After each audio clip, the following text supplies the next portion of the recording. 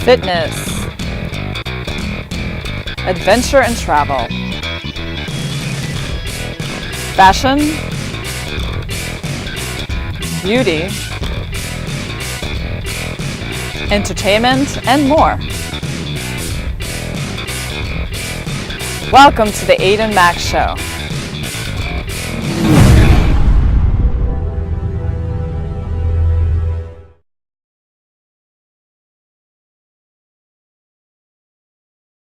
Hey everyone, and welcome to the Aiden Max Show.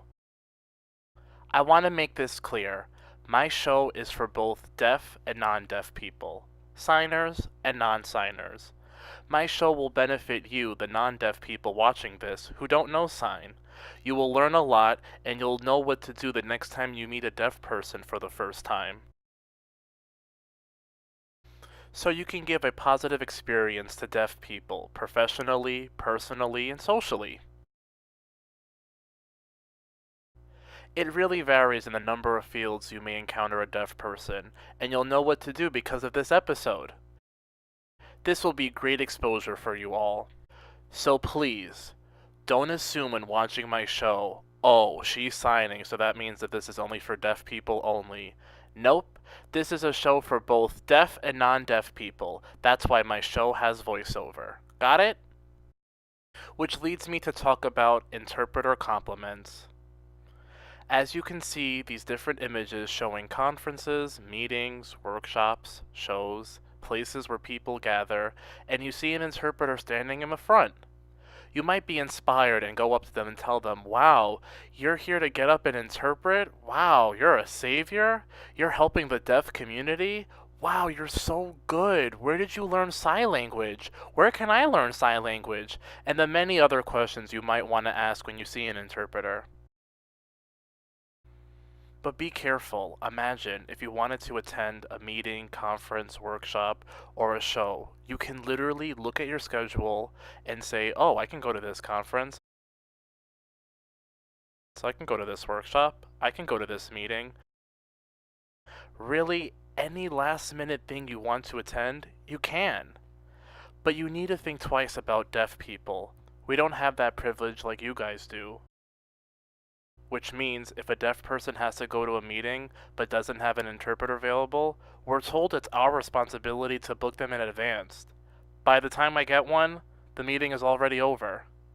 Or there's an expo that has tons of information about health and fitness. Deaf people are ready to go and have fun, but we can't. We have to reserve an interpreter in advance. Oh, great, there's a fashion show, and I called to see if a few of us could attend the show, but no, we couldn't, because we had to book an interpreter ahead of time. Now we have to wait for it to come back again next year. That's what deaf people have to experience on a day-to-day basis. We constantly have to map out our lives ahead of time if we want to attend conferences, meetings, workshops, shows, or whatever the event is. We have to plan it out ahead of time. And by planning it, it means we're contacting coordinators, letting them know we're deaf and we need an interpreter. Sometimes it's a battle because entities don't want to pay for it. They think deaf people aren't our target audience. Our target audience are hearing people. Hearing people are fine. But deaf people are always shoved aside because they don't have the budget for it.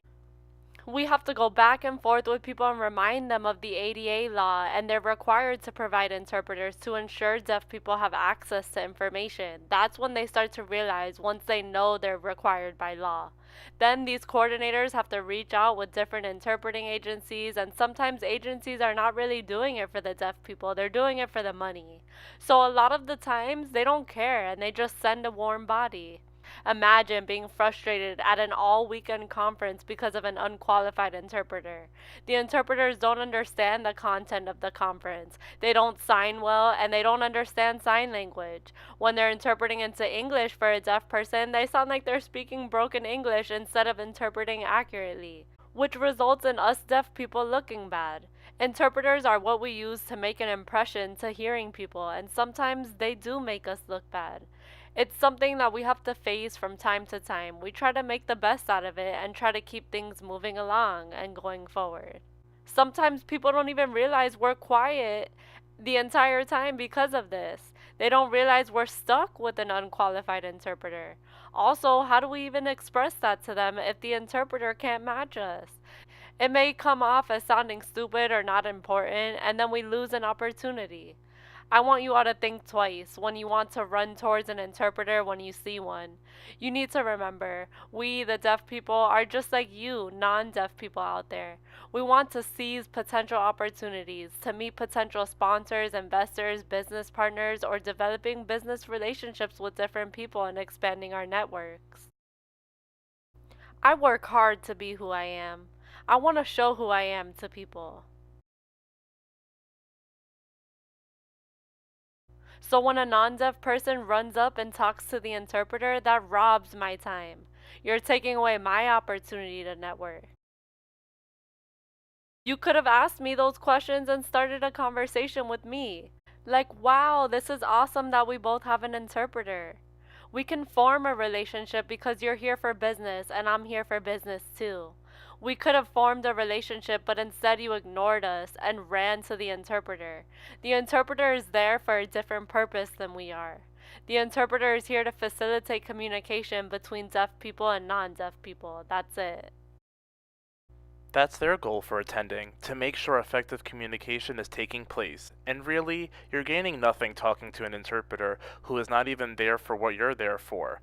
It's a loss for me when you non-deaf people run up and have a full-blown conversation with the interpreter. It's offensive. It's not respectful by any means. You know, deaf people are the best people to ask all those burning questions that you want to ask about ASL classes and interpreters. We can give you the full scoop, and you can learn a lot from us deaf people. We have brains for you to pick.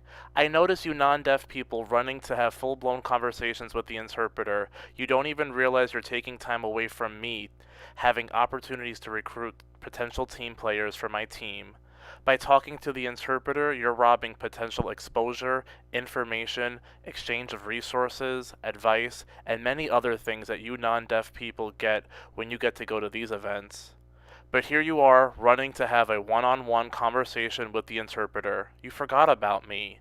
It's really disrespectful, and then sometimes I have to chime in and introduce myself, which for whatever reason throws hearing people off and makes them feel awkward. Then time passes and things work out smoothly. I want this episode to be shared to spread awareness. You have hearing privilege, which means you have access to pretty much any and everything out there. You can literally roll out of bed and know you will have access to everything. I'm asking, will we have access? Will there be captions? Will we have an interpreter? We have all these questions to make sure we just have access to information, communication, captions, and the list goes on of the daily concerns we have. So again, please be aware of your hearing privilege. Thank you, I appreciate your time. I hope you benefit from this episode and learn something new. Have a great day, everyone. Thank you for watching my show. Thanks Dominic and Casey for interpreting. Make sure you like, share, comment, and subscribe to my show. Bye everyone!